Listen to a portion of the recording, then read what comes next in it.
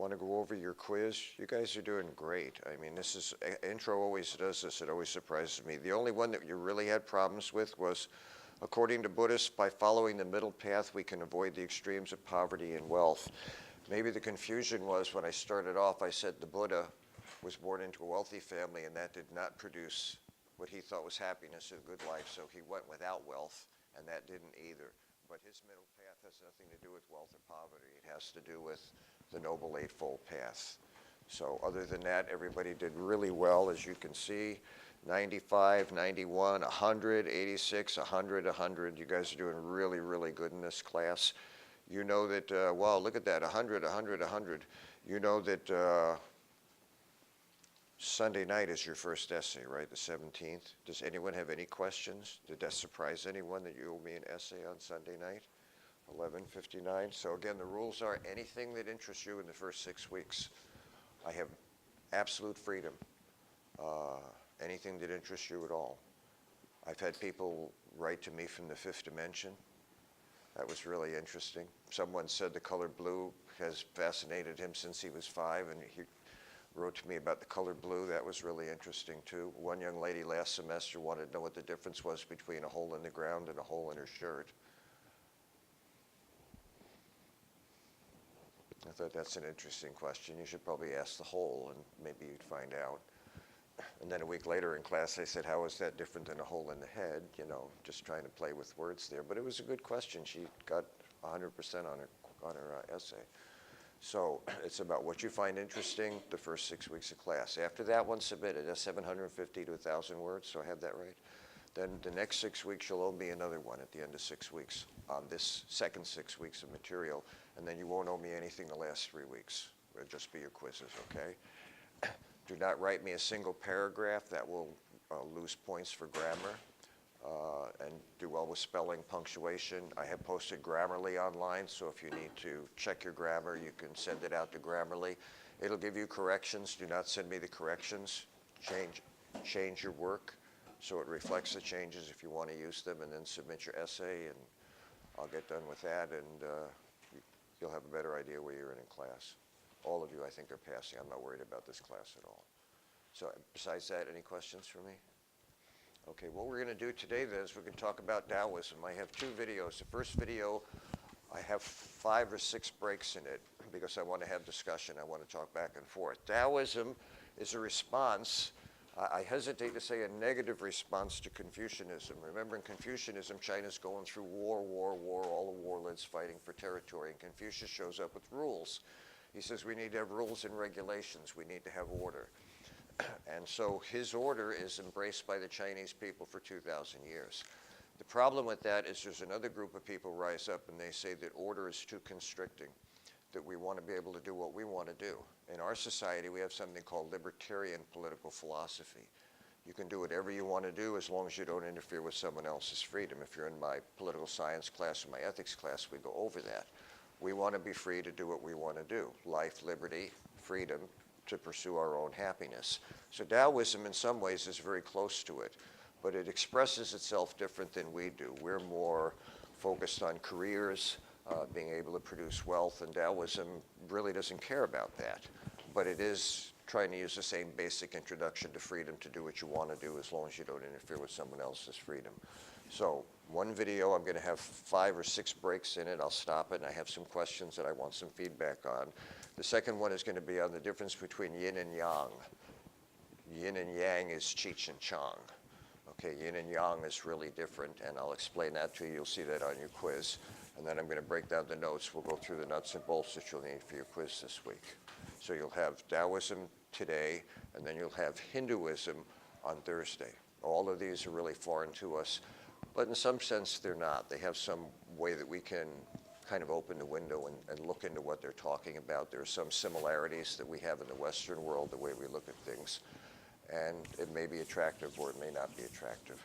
Were you the one that was interested, that thought that Confucianism might be interesting, was attractive? There was somebody in the back of the room and I wasn't sure if it was there. I thought it was over in the last seat. You all tend to sit in the same seat, so. You say again? About Buddhism, that was it, Buddhism, okay. So some of these may be attractive. I find Taoism was very attractive. In the 60s, it really made a run in the States. People were just really drawn to it. It was kind of almost exotic and enticing that you could embrace it or maybe even have it as a lifestyle. So that being said, let me put it up for you. And again, I have places where I'm going to stop and interrupt, and I want to ask you some questions. Is there any other questions on your quiz that any of you had? Okay, I'm going to knock that down then. And this is a conversation that this gentleman is having, and I'll stop at various points, and we can discuss it then. Well, the problem is lifelessness. The problem is that when we live in society, and in this case, this is a Chinese religion, there's the early Taoists are thinking about Confucian society, we get constrained by all this learning, by all this etiquette, by all these rituals, to live a life that's sort of dictated by other people. And what we need to do is to live a life that's natural, that's spontaneous, and that's free.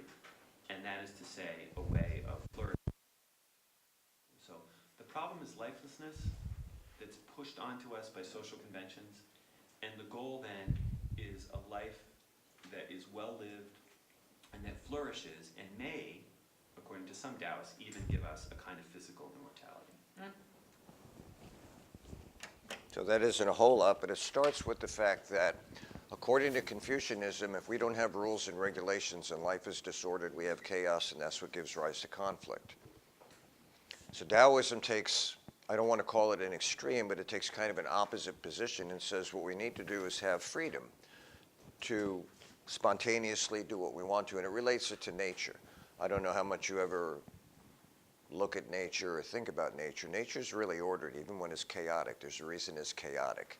It reproduces order again. It rebalances itself. So you have a volcano that blows its top. You have hurricanes. You have floods. And after that's all over, everything rebalances itself. So there's an ebb and a tide. There's an ebb and a flow that happens with nature. You see the same thing when you have species dominate, and then they may lose their domination, and other species are able to survive and flourish. And so what the Taoist is presenting is the capacity to not be constrained by laws and rules and regulations. Does that sound attractive? Think about driving down the highway. Red light, green light. Class starts right at 9:30.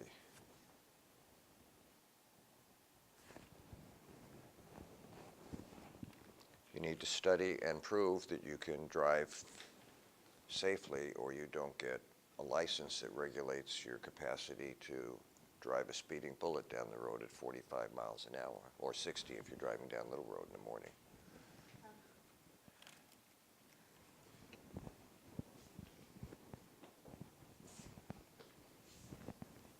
You have baseball rules, don't you?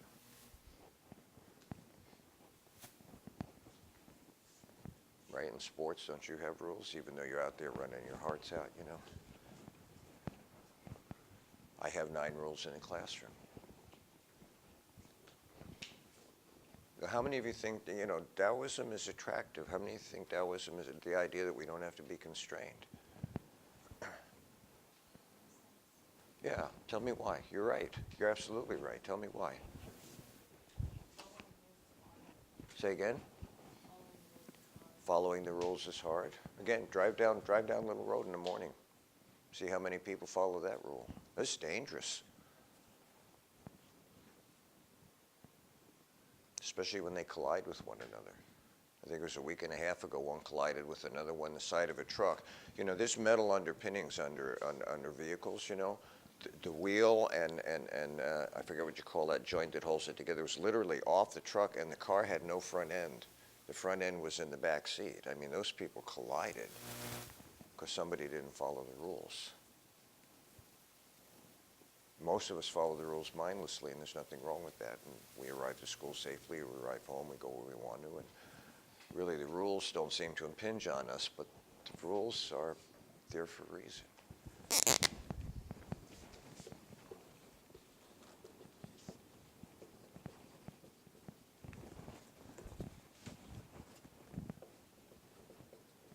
That's at the very heartbeat of our philosophy that runs our country. Liberty.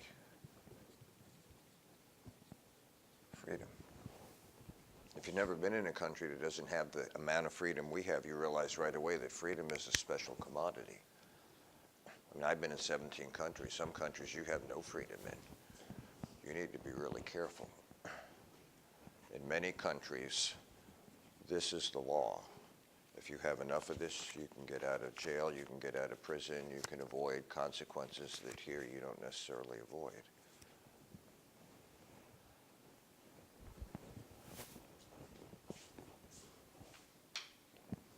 Do you pitch or you pitch?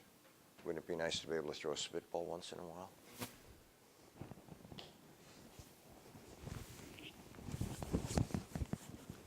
Right? Wouldn't it be nice? Give you a little advantage, right? Who is it? Who's the fellow who the basketball player on the Houston Rockets? The beard, what's his name? James Harden. Yeah, he gets to take 5 steps away without dribbling the ball, and then he puts it in for 3 points. No one else can do 5. You can get 3 maybe. Yeah, I've seen LeBron get 3, but only Harden gets 5. Even after they complained about it, he still gets more than 3.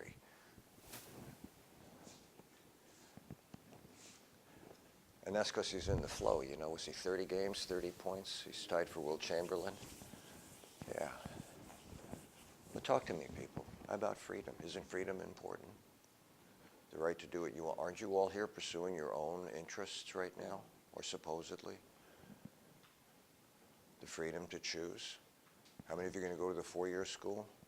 A fair number of you will change your major. You'll get there and realize, well, I think I really want to do something else. And you know what they're going to tell you to? They're going to say, okay, go ahead. You may have other courses to take. You may have to put in 5 years instead of 4, but you're free to do it. You get 4 or 5 letters of acceptance. You can choose which one you want to go to. Some places you can't do that. Russia used to examine their kids when they were little, and those that excelled in sports, they had no choice. They became Olympians, or they became nothing. You have a choice. You have freedom to follow your own path, to find your own way.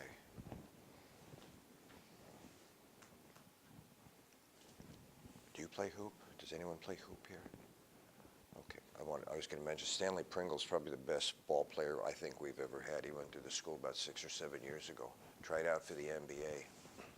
Tried out for the CBA, the Continental Basketball Association. And he had mixed heritage back in the Philippines. He had an American dad from the military and a Philippine mom. And he's playing for the Philippine national team right now. He's an excellent ball player. He found his way.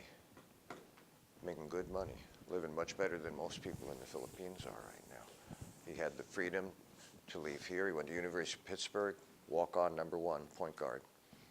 Went to the NBA, CBA. Now he's the Philippine national team. All the Taoist is saying is, isn't freedom something to be maximized so we can do what we want? Why do we have to be constrained by all the rules?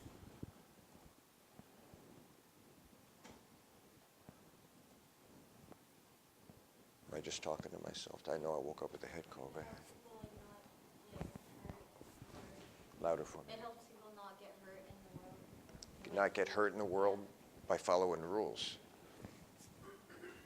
So they do have a function. I think that's where Taoism falls down. Taoism would like to believe everybody can do just whatever they want to do whenever they want to do it. But there are constraints. But if you get too many constraints, you don't have as much